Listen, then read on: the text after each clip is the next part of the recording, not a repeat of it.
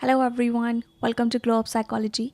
Hello everyone, welcome to Globe Psychology. My name is Neetu. I am second year psychology student.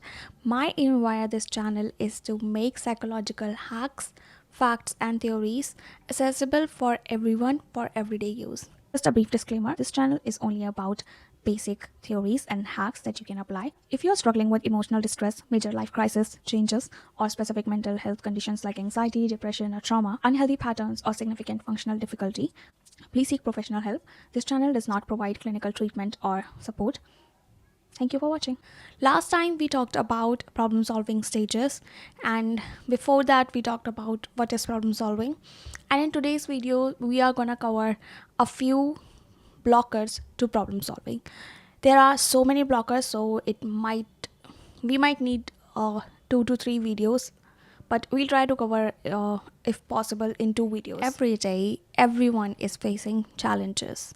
They are making decisions to reach to a goal state, and the only issue is that there are some blockers. There are so many type of blockers, and today we are going to discuss perceptual block, intellectual block, and cognitive block.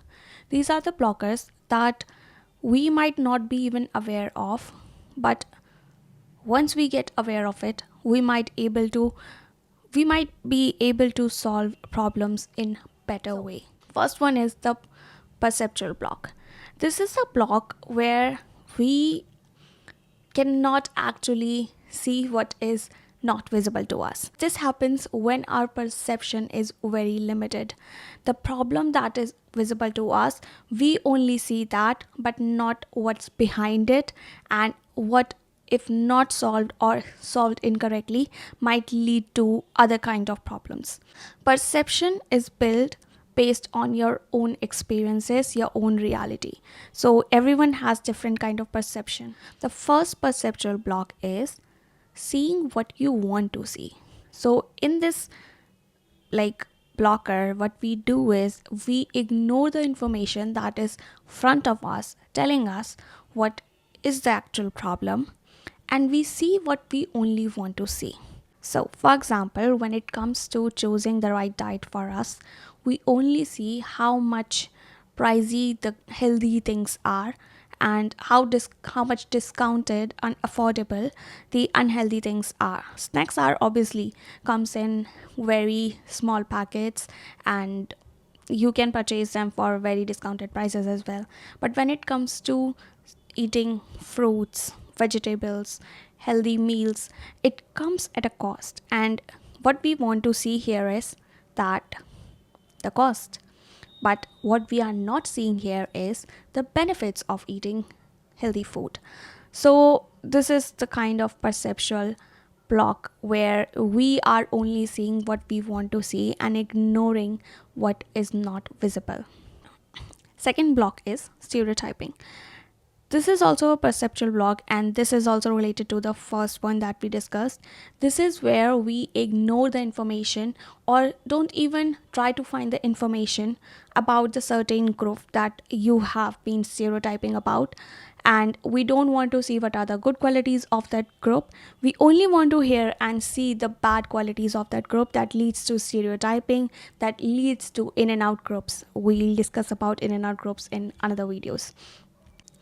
Third one is not recognizing problems. This is a major one because if you don't recognize a problem, you cannot solve a problem. To solve a problem, you need to see that there is a problem. That is also the first stage of problem solving.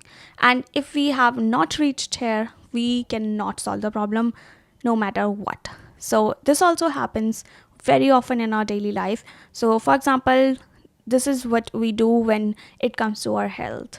And I would say this is something that I have seen in people around me and in myself as well, that when it comes to obesity and health, we often ignore that we need to take some steps to actually solve the problem, and we keep saying that okay, I'm fit, I am healthy, without even, when we know that we are not working out, we are not taking right steps to be healthy, but we say that we healthy because we don't want to recognize, or we are just not recognize that there's a problem until it becomes something so severe that Now you cannot escape solving it. Okay, so the fourth one is mistaking effect as a cause.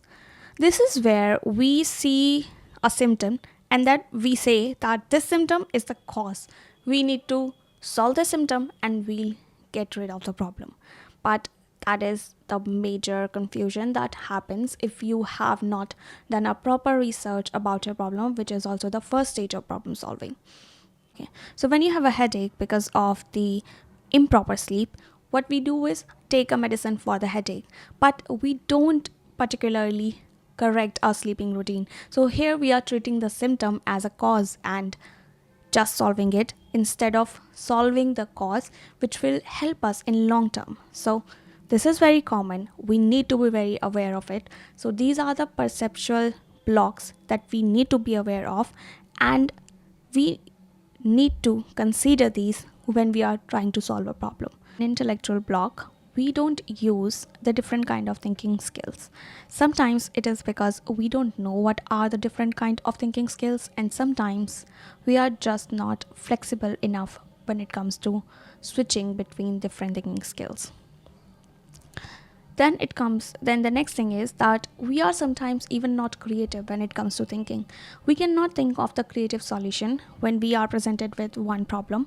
We know that one problem can be solved with this particular approach, and we use that. We don't most of the time try to solve the problem in a different way, and this is something we see always when it comes to your solving your office work.